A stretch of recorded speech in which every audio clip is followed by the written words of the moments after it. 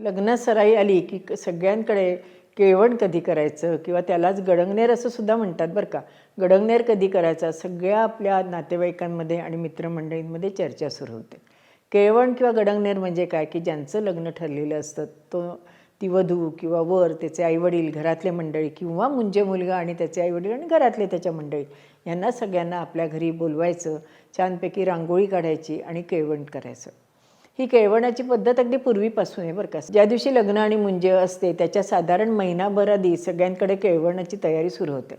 अगदी माहेरचं केळवण, सासरचं केळवण, जाऊबाईंकडचं केळवण, मैत्रिणी मिळून करतात ते केळवण, मित्रमंडळींचं केळवण, असे 5-6 प्रकार तर आवर्जून होतात. पूर्वी काय होतं की प्रत्येकाच्या घरी केळवणाला बोलवलं जायचं, परंतु आता सगळे 6-7 जण एकत्र येतात आणि केळवण करतात आणि त्यामुळे मजा येते. मुख्य काय होतं की जे लग्नाचं टेन्शन आलेलं असतं ना, सगळे भेटल्यामुळे किंवा गप्पा गोष्टी झाल्यामुळे ते टेन्शन थोडंसं कमी होतं आणि म्हणूनच केळवणाची पद्धत कदाचित रूढ झाली असेल असं मला वाटतं.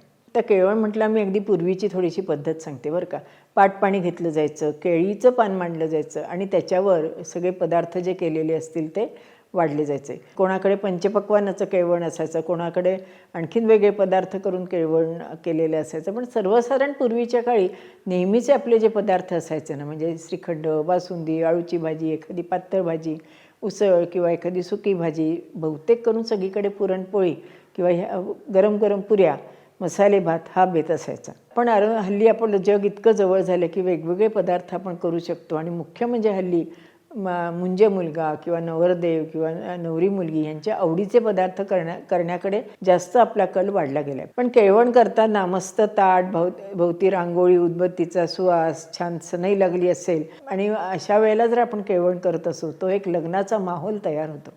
चला तर आता केळवण कसं करायचं, कोणी करायचं आणि केव्हा करायचं ते आपण बघूयात. मग म्हटल्याप्रमाणे मित्रमंडळी किंवा घरातले नातेवाईक असतात, माहेरचं केळवण, जाऊबाईंकडचं केळवण, या प्रकारचे केळवण आपण करतोच. परंतु त्यावेळे हल्ली 4-5 जण मिळून केळवण करत असल्यामुळे एखादं कार्यालय किंवा एखाद्याच्या घरी केलं जातं, सगळे मिळून ते केळवण करतात आणि त्यामुळे आपला वेळ वाचतो. कारण हल्ली वेळ पण थोडा कमी असतो की नाही, कारण लग्नाची खरेदी करायची असते. त्यामुळे सगळे मिळून जर केळवण केलं ना तर त्याची मजा काही औरच असते.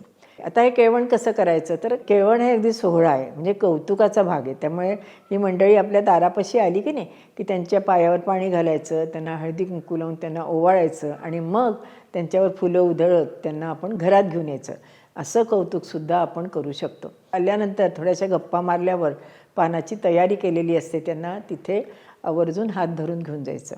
नवरा मुलगा किंवा नवरी मुलगी किंवा मुंजे मुलगा, त्यांचे आईवडील, करवली असेल तर करवली, भाऊ असेल तर भाऊ, आजी आजोबा असतील तर आजी आजोबा, या सगळ्यांच्या पानाभोवती शक्य असतील तेवढ्या रांगोळ्या काढायच्या, उदबत्ती लावायची, मस्तपैकी सनई लावायची आणि नंतर एक एक पदार्थ जे आपण केले असतील ते वाढायला सुरुवात करायची.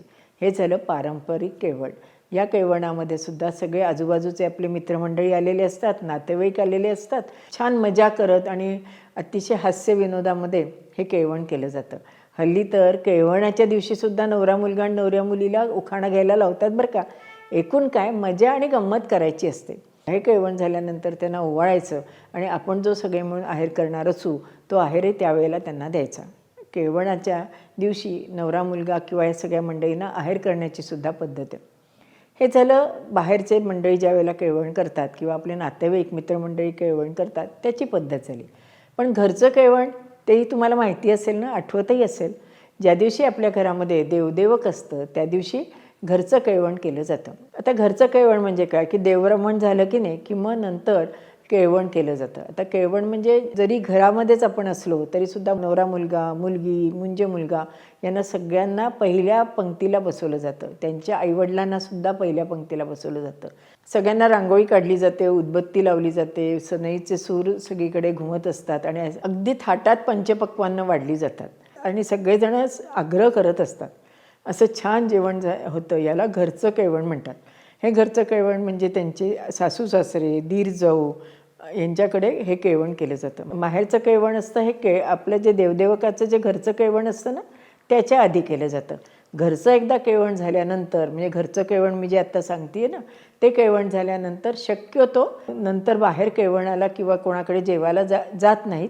कारण की अगदी 2 दिवसावर लग्न आलेलं असतं, गडबड असते, काही काही वेळेला काही त्रास होण्याची शक्यता असते. आणि मुख्य म्हणजे लग्नातल्या अगदी छोट्या छोट्या गोष्टी अगदी शेवटी आणायच्या राहिलेल्या असतात ना, त्याची अगदी वेळेवरची तयारीसुद्धा या 2-3 दिवसात करायची असते. म्हणून शक्यतो घरचं केळवण झाल्यानंतर दुसऱ्यांकडे म्हणजे आपल्या नातेवाईक मित्रमंडळींकडे केळवणाला जाऊ नये असं आपल्याकडे एक पद्धत आहे. घरचं केळवण आपण करतो त्यावेळेला सगळ्यांना आपण रांगोळी वगैरे मांडून छान जेवण झाल्यानंतर त्यांना आपण आहेर करायचा असतो.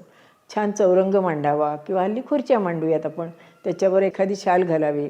नवरा मुलगा किंवा नवरी मुलगी किंवा मुंजे मुलगा, त्याचे आईवडील, त्याच्या बहिणी भाऊ या सगळ्यांना एक खुर्च्यांवर बसवावं. त्यांना हळदी कुंकू लावून पहिल्यांदा ओवाळावं आणि नंतर घरचा आहेर त्यावेळेला आपण केला जातो. घरचा आहेर केल्यानंतर त्यांची ओटी भरावी.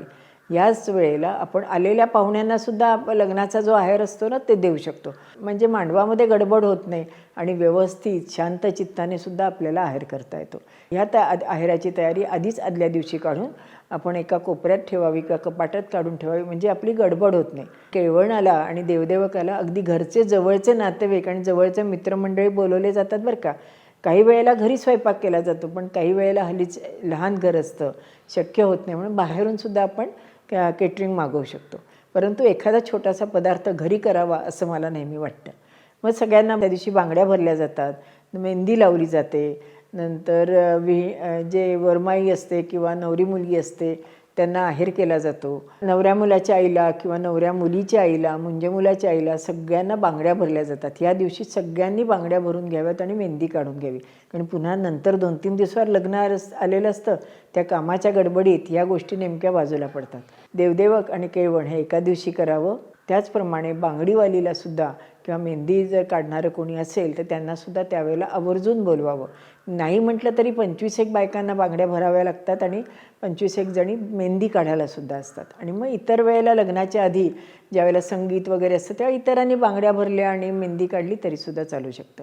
असा हा केळवणाचा कार्यक्रम आणि अशी केळवणाची माहिती जेवढी मला माहिती होती ती मी तुम्हाला देण्याचा प्रयत्न केला. तरी घरातील ज्येष्ठ मंडळी असतात, आपल्या घरातली प्रत्येकाकडची काही काही पद्धत असते, त्याप्रमाणे आपण करावं. आणखीन तुम्हाला काही जर अशाच काही अडचणी असतील किंवा शंका असतील तर मला नक्की विचारा. एक आजी म्हणून जेवढं मला माहिती तेवढं सगळं देण्याचा मी प्रयत्न करणार आहे. असेच माहितीपूर्ण व्हिडिओ बघण्याकरता आपली संस्कृती बाय अनुराधा या चॅनलला लाईक करा, शेअर करा आणि सबस्क्राईब करा. आणि हो, बेल आयकॉन दाबायला विसरू नका. धन्यवाद.